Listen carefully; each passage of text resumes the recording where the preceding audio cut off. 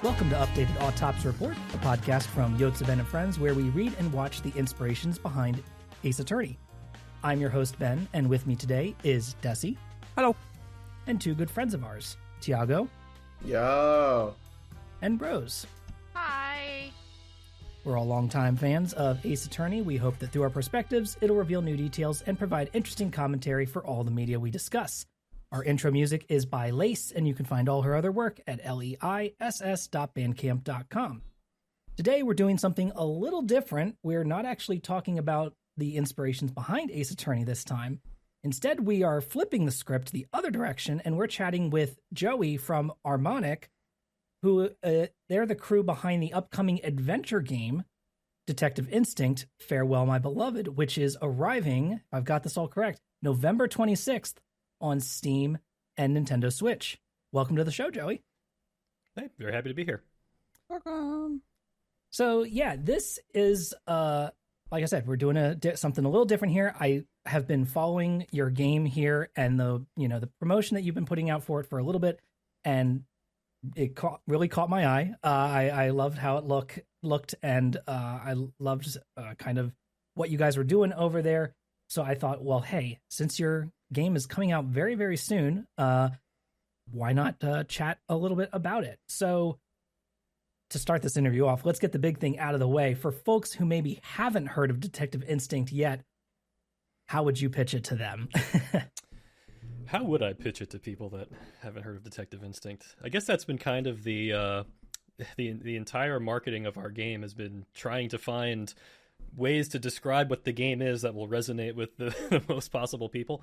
So I guess the best way I could describe it is that it's a command select adventure game, which doesn't mean anything to you right now, but maybe will mean something to you by the end of this episode, that is broadly inspired by a lot of Japanese adventure games. So that includes games like Ace Attorney, that includes games on the DS like Hotel Dusk, and most importantly for our gameplay style, Nintendo's Famicom Detective Club series, which I played when they initially released the remakes of those games in it was probably the early part of the decade. I don't know if it was 2022 or 2021 or something like that. But playing those really, really inspired me because I was just fascinated by the gameplay style so much, and that's really where this project came from. So yeah, it's basically that. I would say the inspirations for the game are very broad. So it's not just other video games. I'm very inspired by classic cinema, classic film. It has a premise that is very much borrowed from a lot of classic movies involving a woman who goes missing on a train, and only one person on the train remembers the woman ever existing in the first place. So it's fundamentally a mystery story that you play through. And for Ace Attorney fans might think of it similarly to it's like an Ace Attorney game without the court cases a little bit, where it's all the investigation sections. But with a gameplay style, it's a little bit more robust than what the investigation sections in Ace Attorney typically let the player deal with. So yeah, something like that. Yeah. I mean, we have not gotten to Famicom Detective Club on this show yet. That is going to be one of our things that we tackle at some point. We actually just played the Portopia serial murder case last episode. And covered that, which is also kind of an ancestor of all of these things, Yeah, it's kind of the originator of. It's the originator of a very, very large portion of the entire Japanese games industry. Right. When you look at who was influenced by it, it's kind of incredible. Like the tree that spread out from Portopia. Yeah. Not to mention the tree that spread directly from Portopia being Dragon Quest. Right. So. Exactly. Yuji Horii, the one and only. Yeah. Speaking of inspirations, I did check out, I saw one of your other interviews that you had given in the past in which you specifically brought up Hitchcock's The Lady Vanishes as one of your key inspirations there, which is, I think, a great touchstone. If people haven't seen that, they should. Oh man, that movie gets better every time I watch it. Is there any other I know you said there's stuff outside of games too, and I think that's really crucial. We've been covering a lot of books, both Western literature and Japanese literature, that have inspired games like Ace Attorney on this show. Is there anything else that's non-games that you would list as inspirations for this that might catch people's eye? Yeah, sure. I mean, definitely Alfred Hitchcock movies in general were. I just happened to be over the years leading up to making this game, going on a big Alfred Hitchcock deep dive and watching like every single one of his movies, and just being really, really fascinated with not just his filmmaking style, but the kinds of stories that he would often tell and the kinds of premises that he would use, but that also just that broadly applied to cinema of like the 30s, 40s, and 50s, which I'm just a really big fan of. I actually studied film. I did like a film analysis program when I was in college, so that was really where I was. A lot of my initial ideas for storytelling came from just being really interested in classic cinema. So yeah, definitely a lot of that. Definitely more Hitchcock movies than just The Lady Vanishes. I was thinking about when developing this, even though our premise is very, very much inspired by The Lady Vanishes. But also, yeah, definitely some novels as well. I was as part of doing that, taking some like film classes. We talked a lot about adaptations of a lot of the classic literature that happened around the time of like the film noir era. So writers like Raymond Chandler and James Cain were guys that I hadn't been exposed to until I started taking those classes, and then just became super fascinated with their writing style and the stories that they told. So yeah, definitely a little bit of that as well. Okay, yeah, that's really cool. Yeah. I Sorry, really go ahead, Riz. One thing I wanted to say, you brought up the film inspiration. I definitely saw it. I was playing through the demo and I was like, I can see the a little bit of more of the cinematic flair to some of the shots, and I felt a little bit like I was in one of those older movies for some of those shots, which was, I'm glad to hear that was what you were going for, because that was definitely what I got. Yeah. And I think there's like some other elements of it that are somewhat film-like. Like for example, like our game, like a lot of visual novels have descriptive text for things that are more novelesque, whereas our game is all dialogue. Right. So the entire story plays out through dialogue, which I that's just kind of how I think, as somebody who used to be interested in trying to make movies. I think of storytelling almost as like it's that old adage of like show don't tell or whatever. Exactly. Not that there's anything wrong with prose, but like for us, I wanted to try to tell the story like purely through dialogue. Yeah. I mean, I think it works. It worked really well for me in the demo. I kind of got ahead of myself here with the inspirations then, but here I'll circle back around. So, getting back to some of the like I guess basic facts here. How long have you guys been working on this game, and like how big is the team? My understanding is this is kind of like your crew is a bunch of people who met and we're like, hey, we're gonna, you met many years ago and then kind of reconnected, and then we're like, hey, we want to actually make a game together now. Yeah, basically that's pretty much what happened. I mean, when I was in like high school, I spent probably far too much of my time on internet message boards, but these message boards that I spent time on were mostly things tangential to like game development. So there was a lot of like fan games or pixel art. Like I was really into pixel art at the time. And I just happened to, meet a lot of people on those message boards. And then eventually we kind of like fell out of touch, for, a number of years when we went to college and a little bit after, but over the pandemic, we reconnected on Discord. We're talking to each other a lot. And yeah, it just turned out that like a couple of these people that I had known tangentially back in those days, we all kind of developed various skills in different directions. So they got incredibly good at art and 3D art and pixel art, whereas I went more in the music and kind of like film direction. And it just kind of was a natural fit that eventually we worked together on something. Especially the two main artists of our game, Prism and Picto. It turned out we had a lot in common of the kinds of things that we were interested in trying to make, I think. So it was just, I think it was in February of 2022 where I just sent a message saying, you know what, guys, I'm going to write a story and we're going to make a game about it. And I think they probably, you hear that from people all the time, right? Like in your Discord servers, like someone says they're going to do something and then whatever, it never happens. But I came back like a week and a half later with a treatment for this game's story and showed it to them. We're like, oh, this looks great. Okay, I guess we'll make it. And then we did. Hell yeah. Awesome. I like that. I never succeeded in it was me and my friends in high school. We were like, yeah, we're gonna make a game. No. Oh It man, was never like, well, to be. But it's high school, you know. What are you gonna yeah, do? and I should say that the road to this project is paved with the blood of many many many many failed projects that went nowhere. Oh Sure. yeah. So like I'm very very familiar with the challenges of trying to create something cool with your friends, and the ways that that can go wrong and the ways that it can result in nothing getting done. And I think that all of that experience over many many years really really dramatically informed my approach to how we organize the development on this game.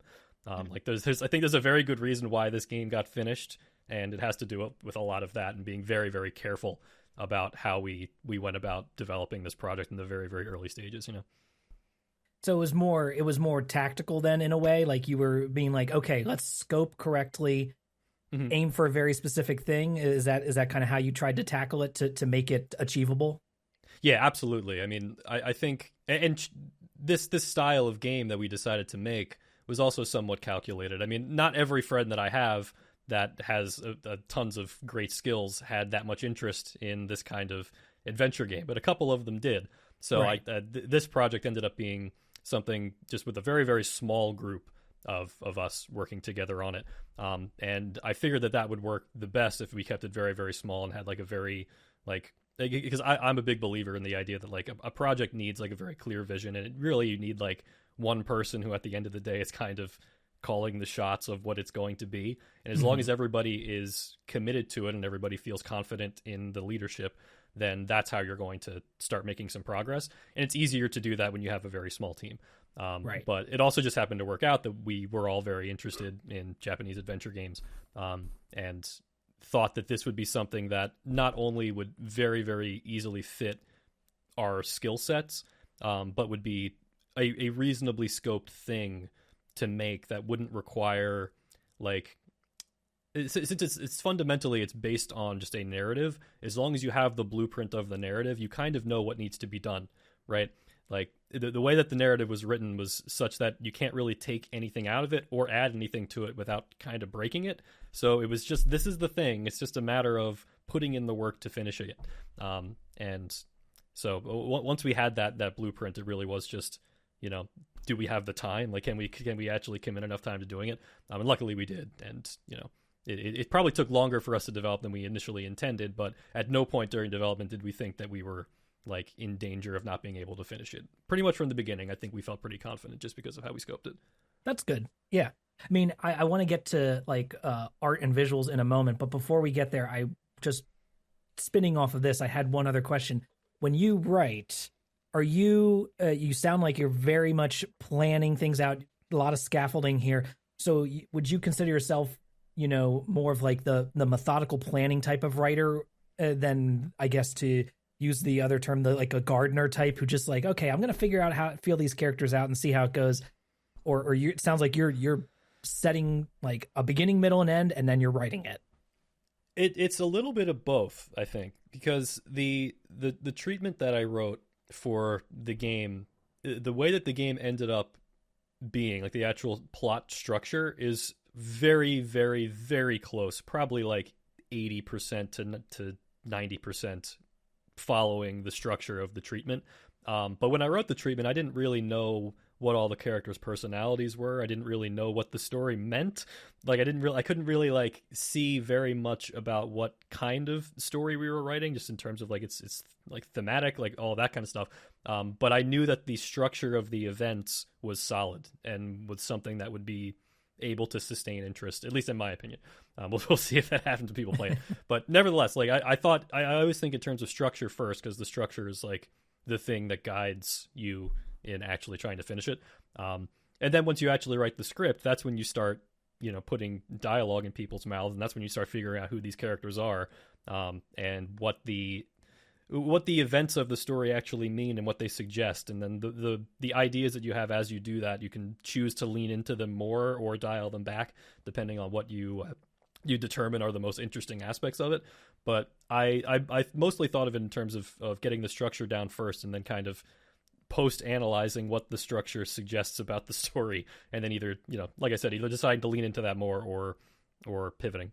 So yeah, it's definitely like, I think throughout the entire process is very iterative, and there's definitely a lot of developing that you're doing where you're not entirely sure where it's going or what it means, but you follow your instincts until you get to something that you think is interesting, basically.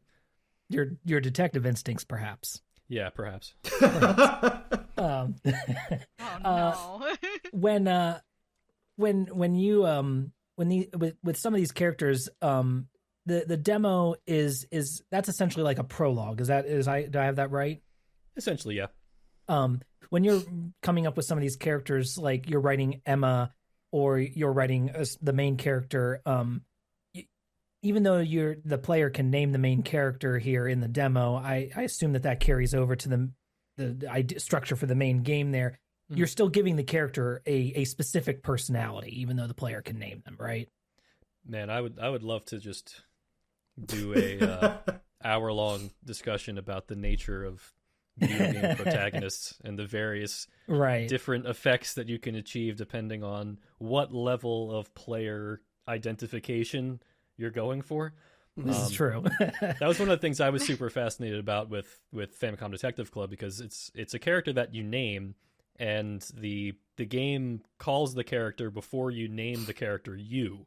So ostensibly you're identifying with this character on some level. However, they very clearly have their own personality and backstory, and they're not you, but you have some level of ownership over them because you name them. And I thought that was really interesting. I thought of it more like it's almost like you're naming your kid. It's like you have this kind of like possessive overseer relationship to this character, but it's not really you, right? Mm-hmm. And I think that's kind of interesting. And I like the whole spectrum though, because there's a spectrum of identification with characters in games. Like, and I always compare it like the Dragon Quest model and you have the Final Fantasy model, right? You have the Dragon Quest model where it's like that is mostly supposed to be the personality that you project onto the character. That's you, right? That character is not supposed to have any personality. It's just supposed to be the way that you're feeling about anything that's going on in the story. And the characters that are talking to the protagonist, you can think of them as talking to you, basically, right? And then you have the Final Fantasy model where it's the total opposite, where you have nothing to do with the main character. You're basically just guiding them through a story. And I think both have their merits. But I was fascinated with this little in-between thing that you got going on in something like Famicom Detective Club, that you're like the angel on the person's shoulder. You know, you have like a slightly more identification with them than something like Final Fantasy, I think, but less than Dragon Quest, if that makes sense. It's something very I don't say it's something very unique to video games, right? Yeah. It's something that you don't typically encounter in other media, just because of the nature of interactivity, right, in video games. So it's kind of fun. Yeah. I definitely named the character after myself. Well, that's totally fine. I like when people like. There was I remember there was like one person who played the demo that was kind of bent out of shape about the fact that the character is their own character, and yet it was ostensibly supposed to be them, and they were like, "This feels weird. I don't get it." But it's like I'm all about it feeling weird. I think that's great. I mean, honestly, I had no issues.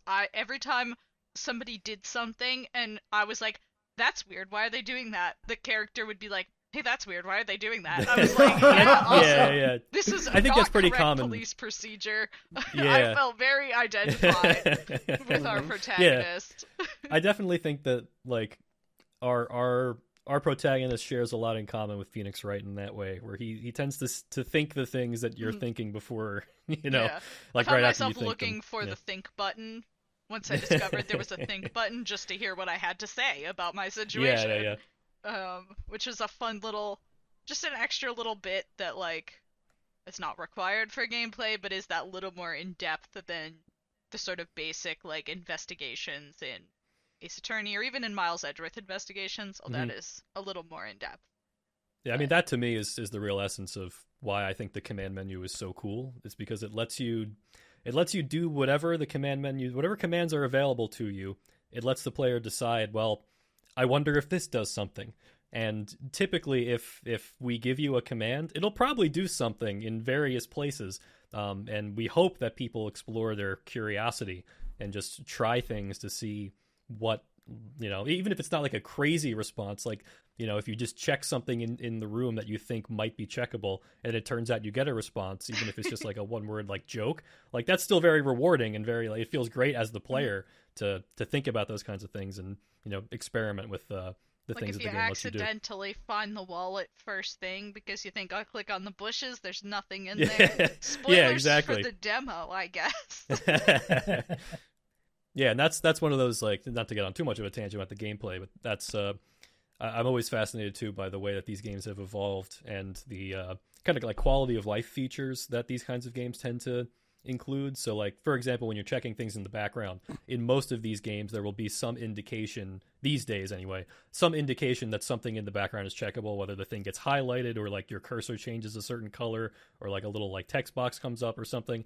And in my mind, like, while that's convenient for just trying to get through the game, it also kind of robs you of actually rewarding somebody's curiosity just based on what they see in the background. So like, if you know that like all the things that are checkable are going to show up on the cursor, then you can just move your cursor across the whole screen and check everything until you've cleared everything off. Whereas if you don't know, then you have to make some kind of choice, and if that choice is rewarded, I think it's much more like fun for the player. So we made it very, for our game, we were very careful to make the things that are important to the story very obvious.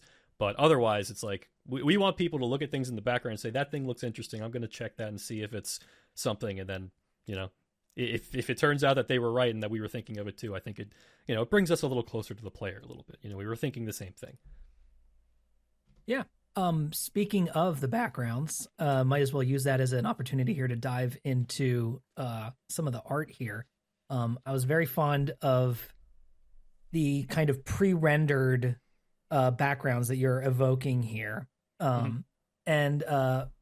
beyond that as well, I wanted to see if I had a bit of a called shot here, and forgive me if this is too bold here, but I really felt that there was a bit of Naoki Urasawa in the character designs here. Was that intentional at all?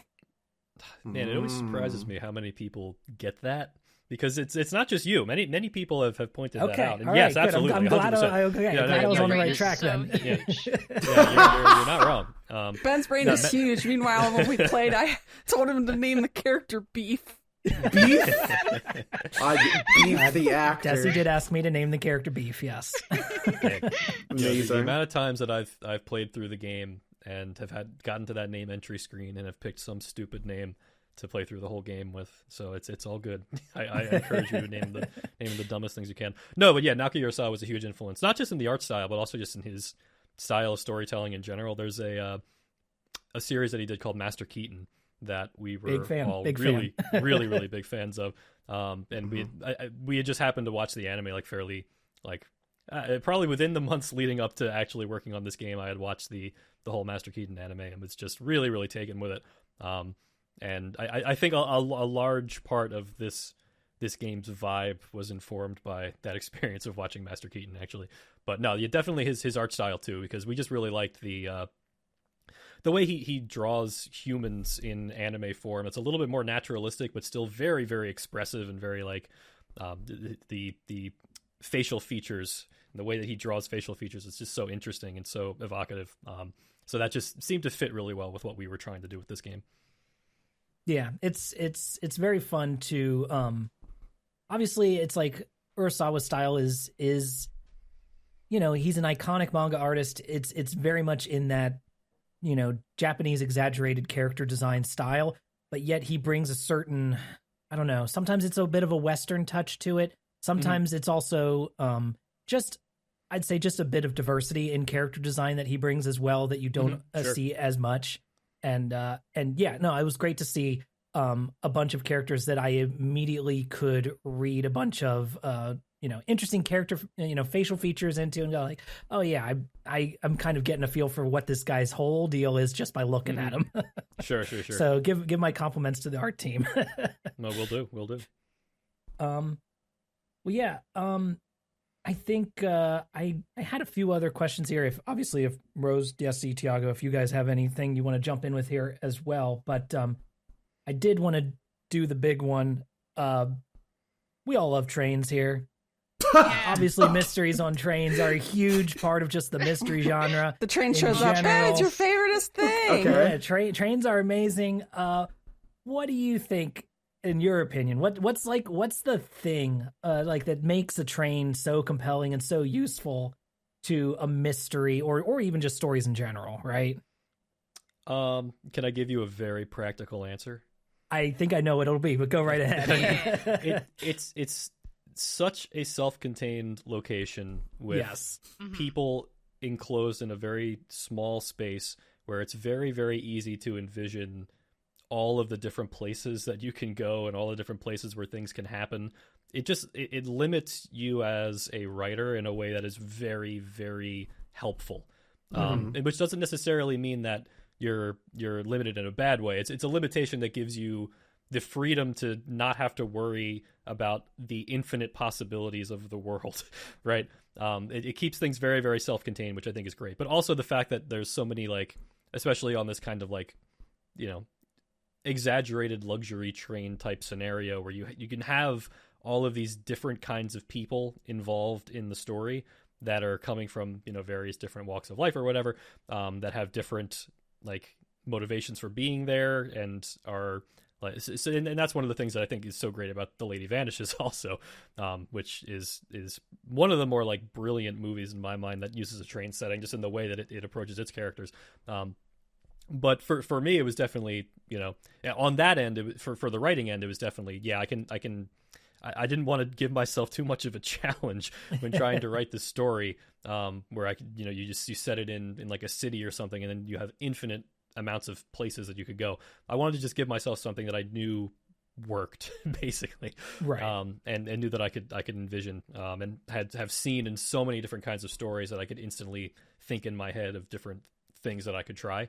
But even beyond that, like on the practical end, from a like art design standpoint, like if we're making these 3D models, right? Like all of these 3D models can use kind of the same baseline structure of a train car, which we then fill with furniture and different kinds of like dividers or other things. It was something that we knew would be very practical to develop for as well. And given our relatively small team, that's felt really, really good.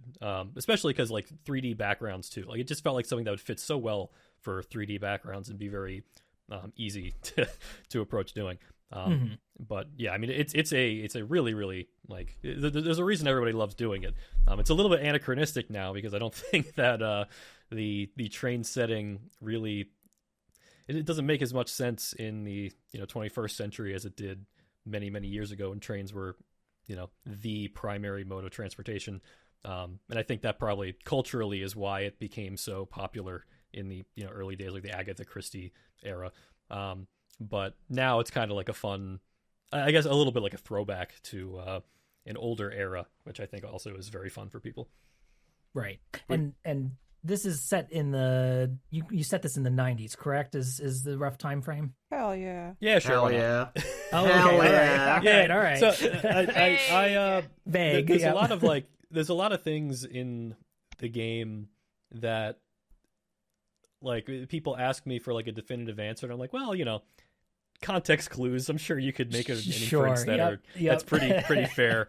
And so like with things like the setting, like, yeah, I guess it's like, late 80s, 90s. Maybe it's the 2000s. I don't know. There's a CRT TV. There's a in there. CRT TV. I was Right? gonna Yeah, say. so like that's Yeah. They so, could have like, just killed the guy with that thing. I tried to watch But then again, the TV immediately. yeah, of course. Why wouldn't you? But I mean, of course, there's some hotels that had CRTs until like 2015. So Right. But nobody has any cell phones. There's no cell phones brought up. So maybe that clues you into something. So It's true. yeah. Well, what you'll have to do in the future here is whenever the next person interviews you and asks you that question, you'll just have to take the David Lynch approach and simply smile and not answer. Yeah, exactly. Yeah, I've thought about that a lot. Like, Refuse how to much do I want to be elaborate. like David Lynch? Yeah. No, I'm usually I don't know. I like talking about the process. I like talking about stuff, but there's also things where I'm just kind of like, well, what do you think? Exactly. And I could But see I myself don't doing that a wanna lot with think. things in this game. Society today. Well, yeah. I thought I'd also bring up.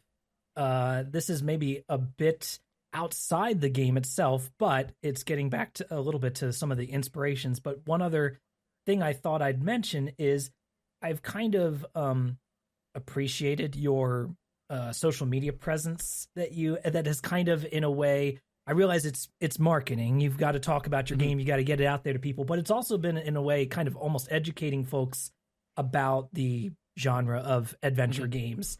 I particularly remember I think it was a tweet or a Blue Sky message that went around a little bit explaining the difference to folks about adventure games and visual novels and not to conflate the two, right? Yeah. And so I guess I'm assuming, but was this born from your love of the genre, or is this a combination of marketing and that? Yeah, I mean, it's obviously a combination. I mean, I think I don't approach anything. I'm not going to say anything that I don't very, very strongly believe or want to communicate to people. And my interest in this genre and the potential for it is very, very earnest. And so I in some ways I almost treat the social media profile like sometimes when I just have a thought, like I just feel like I got to say it, But at the same time, I also very clearly recognize that the game that we were making is there's aspects of it that will very, very obviously appeal to Western sensibilities, particularly Ace Attorney fans. When they first see the game, they're like, oh, that looks similar to Ace Attorney, right? And that will draw them in. But I also recognize that like the gameplay style is something that very, very few people have a lot of familiarity with. And I frankly, I don't think they get it, or at least they don't get it in the same way that I interpreted it when I first played Famicom Detective Club. Yeah. And the impression that I got, especially from a lot of the reviews and a lot of the ways that people kind of approached it, was that they typically a lot of praise for the story, and then when it comes to the gameplay, you'd get a lot of just kind of like confused. Well, it's old school, so it's a little bit difficult, it's a little bit obtuse, and these kind of like not really attempting to engage with what it's really trying to do, but just kind of like hand waving it as old. And my initial impression was that if we just release this game without making a case for why we're making a game like this, then people are not going to respond super favorably to the gameplay style, or at least not get it. So a lot of the stuff that I've been doing on the social media account has been just trying to broaden people's understanding of where this genre comes from, just because the West doesn't have that broad understanding. Like these games, for the most part, were not localized in their time, especially not the games that were most popular and the ones that really, really spawned the genre in Japan. Like there was a handful that were localized. Like you have games like Snatcher on the Sega CD, right? The Kojima game, like that was localized, but very, very, very niche. Not many people super familiar with it at the time. And then eventually you get these Famicom Detective Club remakes. And of course you have Ace Attorney, but Ace Attorney is a sort of like pivot evolution from the command select style, and not specifically a game that feels quite like a command select adventure. It's almost like it has a little bit of the novel game DNA in it, as well as the adventure game DNA. But I think most people's familiarity with the genre comes from either the visual novel branch or like the Ace Attorney branch, right? Right. So I felt like it was important that when talking about our game, to put it in some kind of relevant context for people to understand what it is that we're trying to do and why we're trying to do it, and why I think it's interesting. And I still think there's more work to be done there, but at least getting setting the record straight a little bit about the genre's history, I think is good for everybody. And I have noticed, at least anecdotally speaking, over the recent, compared to when we first started developing the game, I feel like there's a lot more. I'm seeing a lot more people use the term adventure game than visual novel these days when talking about games like Ace Attorney, or they'll say like visual novel adventure game or something, right? It's like they recognize now that these are adventure games. Like it's starting to get out there, and I think that's not that I take credit for that. There's also plenty of other people that have been trying to push that narrative, like one of our buddies, Bowl of Lentils, who great has a YouTube channel. Yes. Yeah, he's a great YouTube channel. He actually I reached out to him very early in development when we had a very, very early build of the whole story and asked him if he wanted to test it, and he did.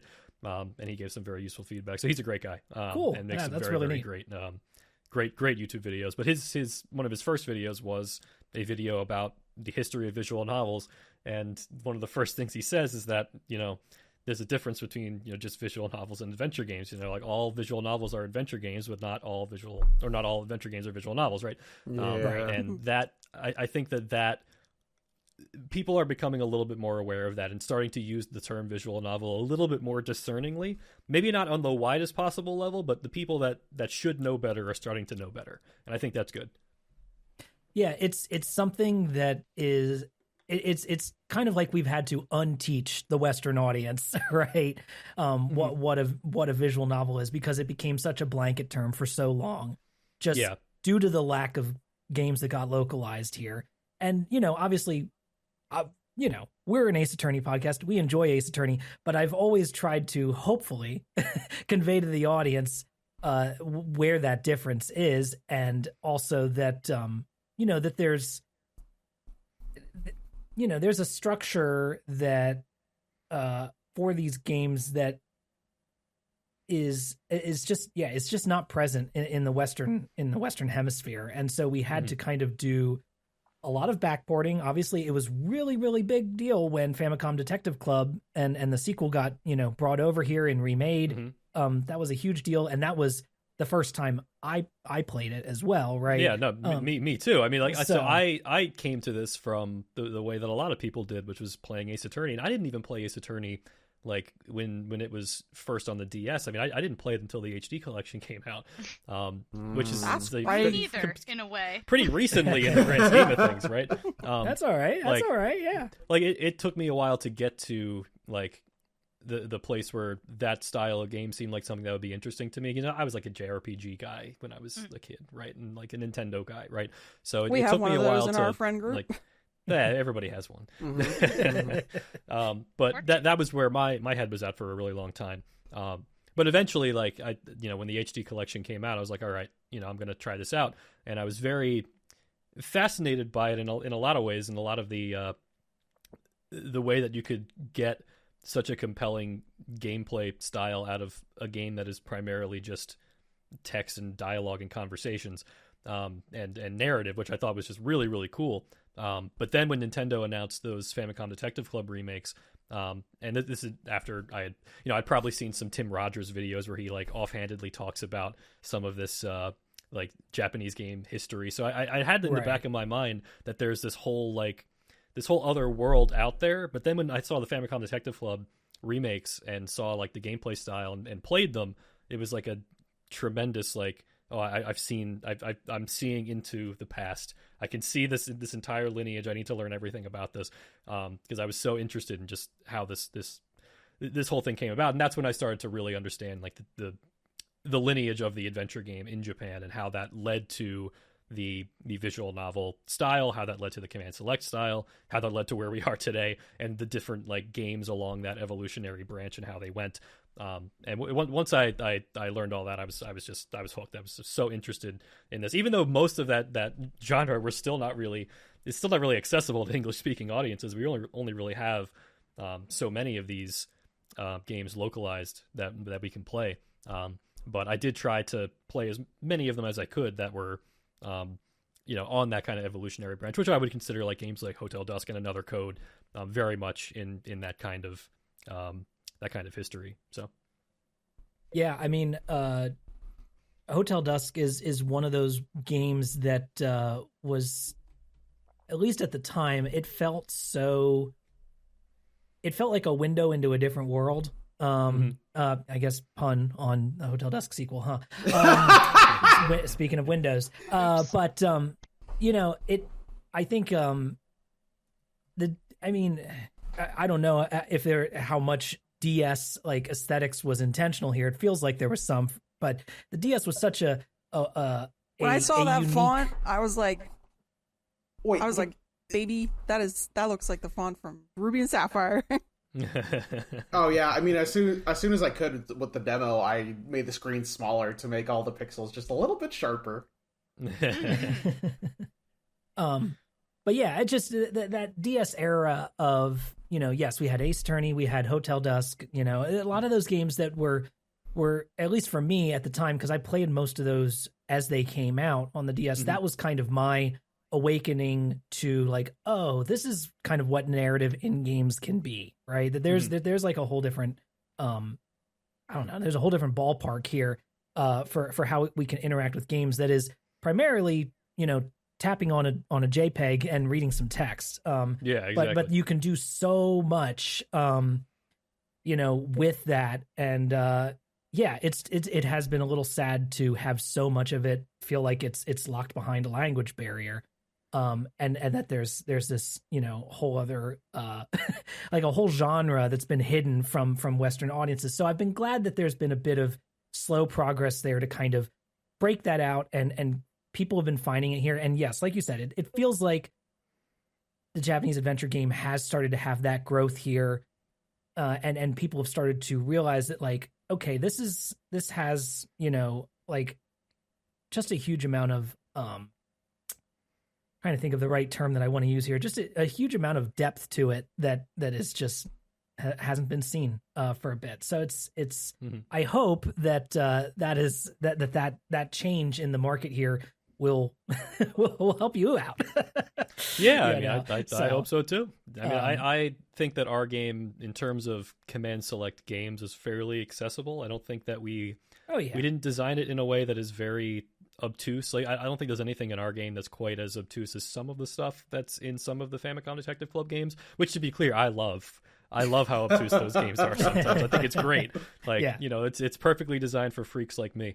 But we made our game a little bit more generous, and I think that most people won't have too much trouble getting through it. But I hope that like, I keep debating over whether or not, like, and this won't be there when we make, actually release the game, but I always kept debating over, should I make a tutorial explaining like how you should think about the command menu, just so that people like don't bring their own preconceived notions about how it should work to it, but rather try to meet the game where it is and try to understand it. Because I think that a lot of people don't really try to understand it and approach it from the mindset of just having played like Ace Attorney or something, and then getting kind of confused when certain things in the command menu work very, very differently from how similar looking things in Ace Attorney work. Like, for example, in this style of game, you often have to select the same command more than once. A lot of people don't understand that, or don't understand why a game would design itself in that way, and they just see it as something that's like purposely obtuse. But if you move past that and think about why it might be that way, you end up in some interesting places. And I think that there is some like really, really fascinating like logic behind the design of the command select game that I hope people start to intuit, because it'll really, really open up I think it opens up a lot of possibilities for people, not just in enjoying games, but just like thinking about storytelling in games and things you can do with this kind of system, using your brain. Yeah, I could definitely see a situation in which that like repressing a command would cause a different result because of the sheer nature of like, I have to push this in order to continue the conversation. Yeah, and like the thing that I always like try to stress, like the easiest way I can describe it, and it's not to get on like a crazy tangent about the game design, but I don't know, I find this interesting. We do too.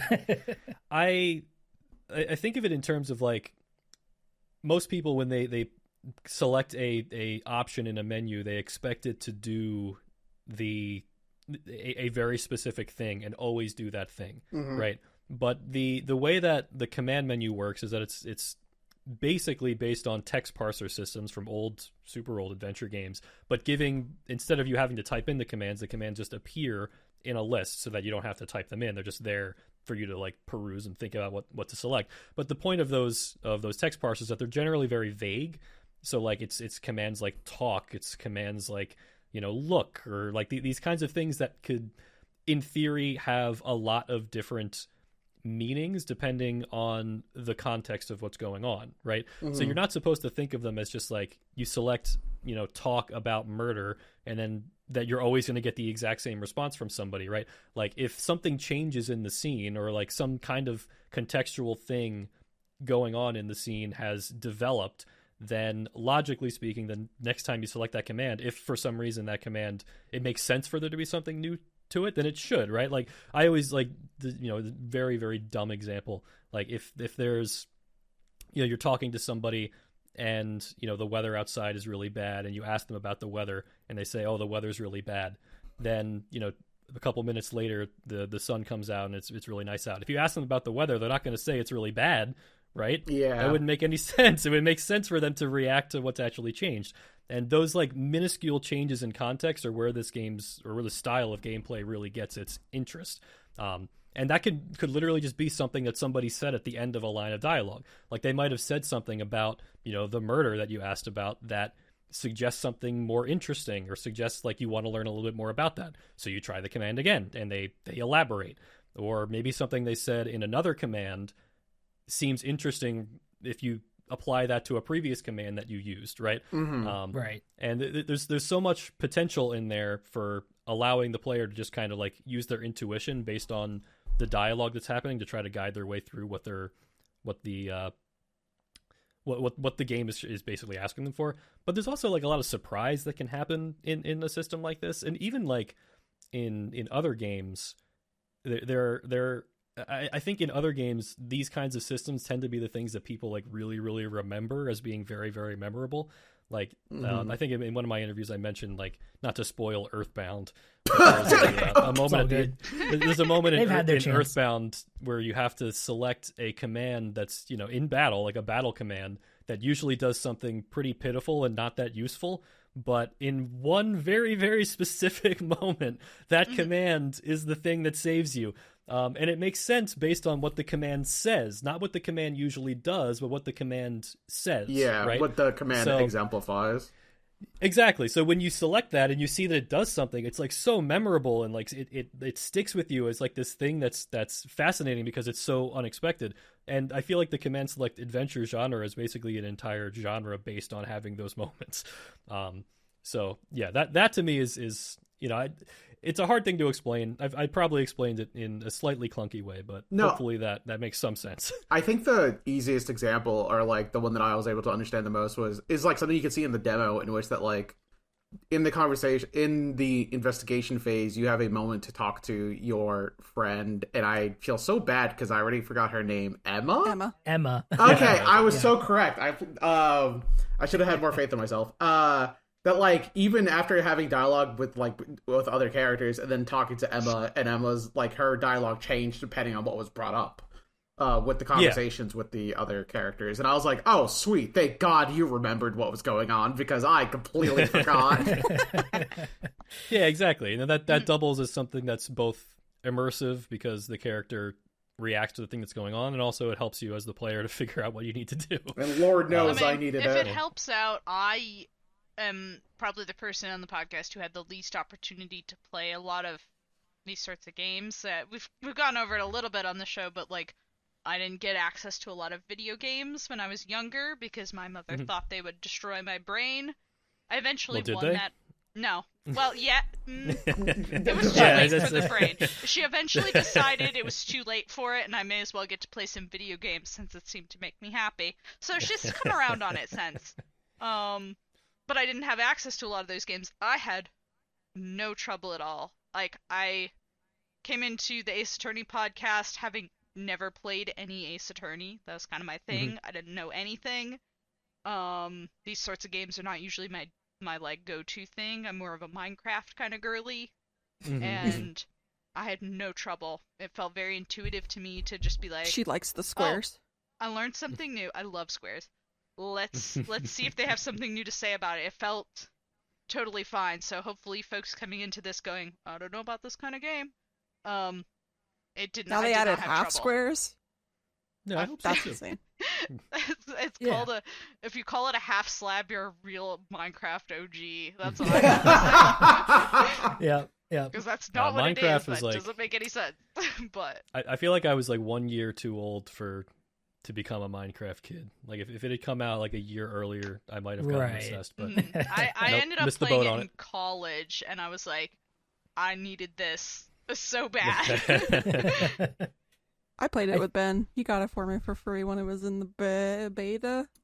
Yeah, it was real early. I was in there pretty Yeah. early, but I definitely Squares, paid like man. 15 USD for it, and like my card got a chargeback because they were like, you're getting charged in like Europe, you can't do that, and I was like, no. Not Europe. Give them back my money. The Nah, old days. I was a Nintendo baby, so I couldn't play games with a mouse and keyboard for a very long time. So Oh yes. Minecraft was one of those things. I was like, this Yeah. doesn't look that fun. No consoles allowed at my house, but we had a computer. I was God firmly damn it. I was firmly a Nintendo kid all the way through, but like specifically handhelds. So like if it could exist on a Game Boy, I played it. The like Started entrance with I the had to PlayStation, like, but it ended up Nintendo. That's kind of strange. huh?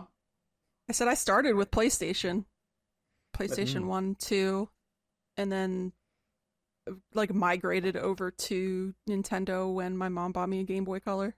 Oh yeah. Oh, God.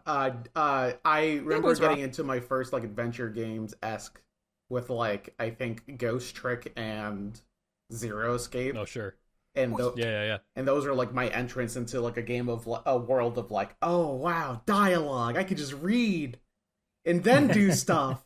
Oh, thank God. As opposed to not to like take Bong Joon-ho's thunder here and steal his quote, okay. but Not a Is phrase that- I was- can that you was on my not? bingo Listen, card. I'm going somewhere with this. I can't wait to see But where. But like, I come out of left field and it's like, oh, what the hell are you talking about? Okay, well to be fair, so, Well, we also jumped on him immediately, but let's Come on, Let me guys. defend I'm myself. just, I'm doubling down. We deserved it. So what I'm saying is, Bong Joon-ho has this famous quote, right? Once you overcome the 1-inch tall barrier of subtitles, you'll be introduced to so many amazing films, right? Yeah. If you I can remember just that Oscar overcome the small barrier of the command select menu, which I do not believe it is a barrier, but if you are new to it, if you can overcome that, you will be introduced to so many new amazing games because there's Absolutely, yeah. there's Subtitles rock. such a- Rose and I cannot hear without our subtitles. Oh yeah, both of us have a little bit of an audio processing issue, so reading is the Yes, way to yes. go. Yeah, Yeah. if you can handle the single step of understanding a new menu, you too will enjoy Exactly. many, many new games. Simply Yes. learn how to read, Well, and it all You'll will be be surprised really how fast your brain can process written information. there's a little bit more. There's like the thinking of like what the context of the command does in every video game. I remember thinking like the first time I ever had the context of a command change was, I think, Legend of Zelda: Ocarina of Time. Like the A button does something different when you're near something else. So like by that, Sure, yeah. like by that logic, like this command does something different now in the context that we are in. Yeah, and I think that's one of those things that if you talk to like game designer type people or people that have like a very, very, very analytical mind about like game design, they'll talk about like context sensitivity as potentially a bad thing, which I could understand in like 3D action games because like typically in like action games you want the things that you're doing on the controller to be like, you don't want to have to think about it that much. You want it to be invisible. You want to like blend into the controller, right? But I think the opposite for narrative games or puzzle games where you can use that ambiguity to create interesting situations where the player has to think a little bit. So that's a lot of where I'm coming from with the design of this one. But also I think like I often see these things in games today where I get disappointed when they don't work that way, if that makes sense, because most games kind of don't. So like I was thinking, very, very random thing. I was watching a friend of mine play Expedition 33, which, I say everybody loves that game, and I don't want to say anything bad about that game. Unless Oh, No, however, it's all right. No, it's all this right. is There was a a, place you can hate here if you'd right- like. right in the beginning of the game, there's a moment where you take control of one character and there's another character in your party, and they give you a dialogue right at the start telling you can switch who is leading your party. So you immediately spawn in, you're told that if you press like the X button or whatever, it changes who is the model that you see when you're walking around the map, right? So you start the game as this one character, you talk to an NPC, you get a unique scene. Now, my thought process is immediately like, well, okay, what happens if I change the leader of my party and talk to that same person? Naturally, I am a different person now, so I would expect to get a different conversation. Yeah. But you don't. What it does is it immediately switches out the person that you have back to the person who had the conversation in the initial scene. Ew. So they only have the one scene, and the context of what you're doing doesn't have any effect. But like that kind of stuff, like you could see how it would be really exciting for a player if it did react to the change, right? Because it makes them feel like they've discovered something a little bit, right? Yeah. So when games don't work that way, I always feel just a little bit disappointed. Not that like a game like Expedition 33 like could ever reasonably do that for it's like an issue every of scope interaction at some right? point, right? Yeah, exactly. Like it's difficult for like a game like that, which is an RPG that has so much other things on its mind that they have to worry about from a design standpoint, to also include all of this immersive kinds of stuff. The Dragon Quest games kind of do it a little bit in some of them, where they have like Dragon Quest 7, for example, like pretty much like every NPC you talk to, every single member of your party has a unique party chat dialogue for like every single like line almost. So that's insane. And the fact that they did that was probably, largely again, because yes, Dragon Quest 7 is a more complicated game, but that's also not like, it's simple from a visual standpoint. It's most of that game is in its systems, right? So they could probably get away with doing that because that game is mostly text. But especially for command select adventure games, which are all dialogue or all text, like that is the game. Like that kind of stuff is the game. Like recognizing like your ability to experiment with the things that are going on and changing, and how the things that are going on might change what your commands do. That's where it all the magic happens. And I think that's true of a lot of different games. I think those kinds of things, when people discover them in games, it's always really, really exciting. Mm-hmm. Yeah, for sure. I think that's, like you said, that's the meat. that's the meat. And so it's always really exciting, yes, when you can find that one combination or that one moment that makes you go, right, okay, yes, that is what I was trying to achieve, and it's exciting that the game is responding to me in that way. And just because it doesn't have fancy 3D graphics, with 8,000 Unreal Engine shaders on it, you can't doesn't see their necessarily fucking mean pores. that it's any lesser in my mind. Yeah, well, hey, I think we've talked for about an hour here. You're getting really close to launch day as well. Is there is there any last things that you really want to tell listeners before the game releases here? Obviously we'll go ahead and help you out. I think people should wishlist the game on Steam. I think that's a pretty good thing to do right now. Yeah, it's always helpful in the competitive indie market. That's important. But yeah, anything you want to say to folks before the game hits online shelves? I don't know. I just hope people vibe with it. I hope that they appreciate what we're trying to do and find the story interesting and moving. That's really what I want to see more than anything. It's very hard to tell when you're developing something how other people are going to respond to it. And when I play this game, the many times that I've played it, and trying to divorce myself from it as much as possible, I think it's pretty cool, and I think that other people might find it pretty cool. But it's very, very hard to tell. So at the end of the day, I hope people can see the very obvious passion behind everything that we did, and the desire to make something really, really cool and really, really interesting, and that will definitely appeal to a certain sensibility that I don't think is appealed to very often, especially in indie games, I think. So yeah, We'll see. Hope people like it. Well, yeah, I think I speak for everybody here. We all enjoyed the demo. That was part of the reason why, we wanted to have you on here to talk about it before the game comes out. I'm naming my character Beef. You're going to name your character Beef? Okay, that's good. I chose a pseudonym that I choose when I play these kinds of games, where I choose my middle name instead. Mostly because I like to have a degree of separation, but still want me to be there. See, I respect that. I'm Rose. That's my favorite. That's Rose.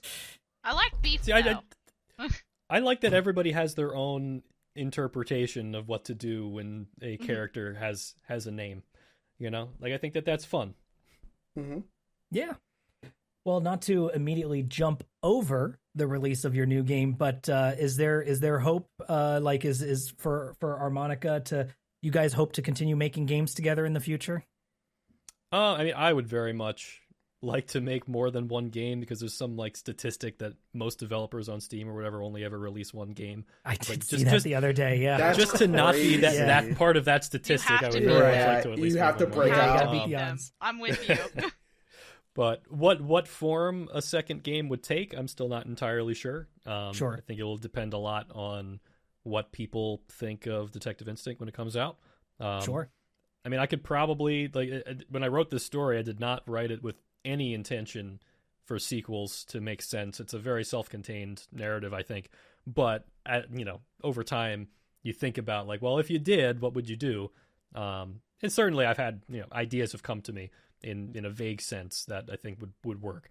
But whether or not something comes of that, we'll see. Right now, I'm just trying to get this game out the door. Exactly. It's been 3 years. It's been so long. I just want it to be done.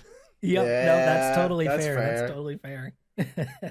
Well, yeah, I think that was a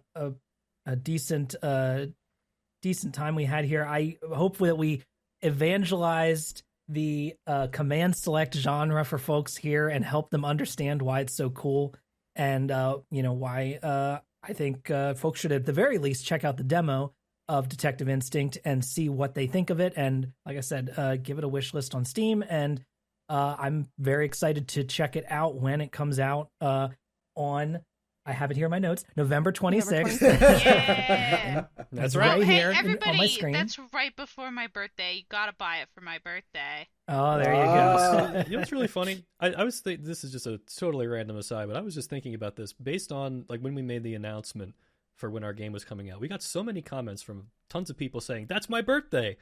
And Why at are first we I was all like, born?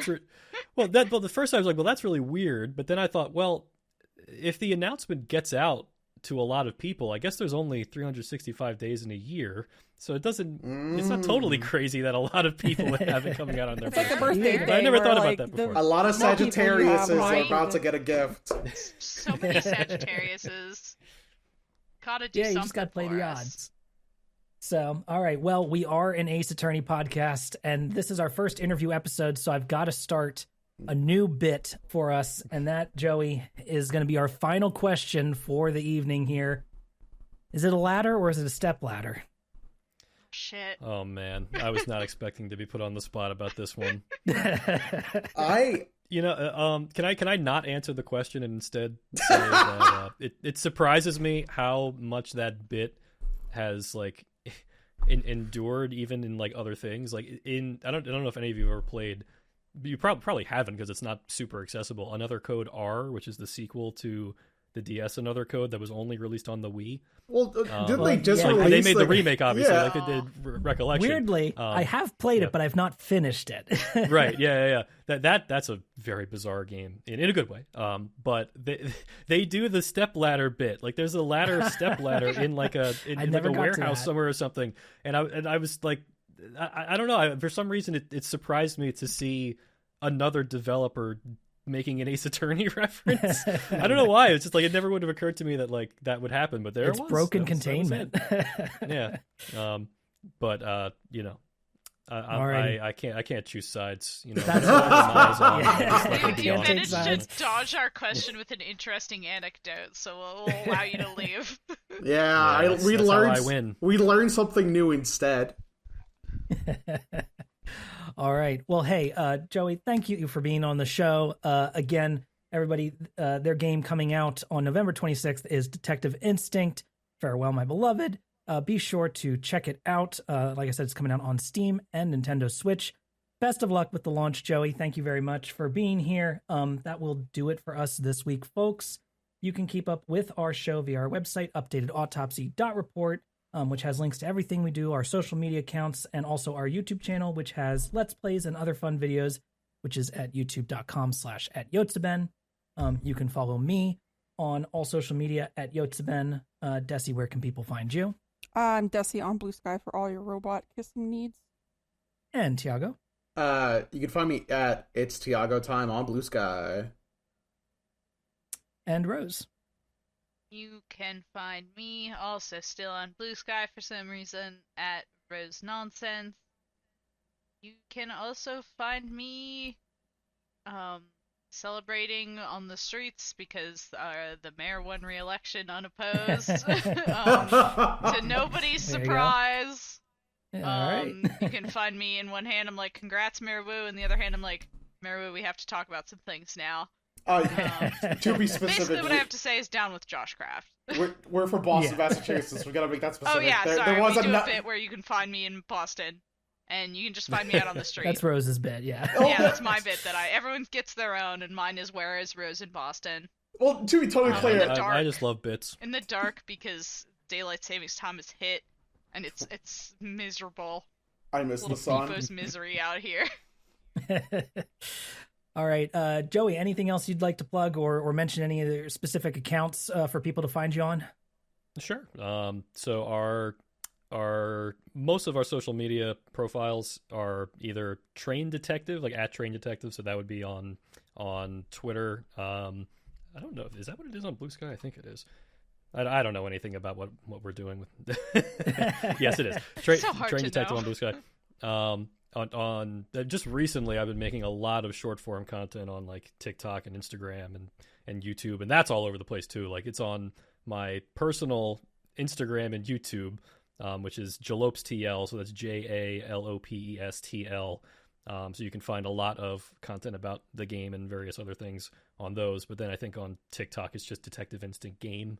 So not very organized, but yeah, we're all over the place these days, trying to get the word out as much as we can. So if you want to follow us, by all means, choose your favorite platform. We're probably there. Alrighty, awesome. Except Facebook, we're not there. Yeah, that's fair. All right. Well, hey, folks, thank you so much for listening. We hope you enjoyed this new interview format that we tried here. We also hope you'll rate and review us on Apple Podcasts, Spotify, or your favorite podcast platform. Next time will be our 100th episode celebration. Wow. So stay tuned for more details on that as we get closer. We'll post that on our socials. So tune in for that next time. Thanks for listening. Yep. Yeah, for real. And we'll see you next time. Bye. Bye.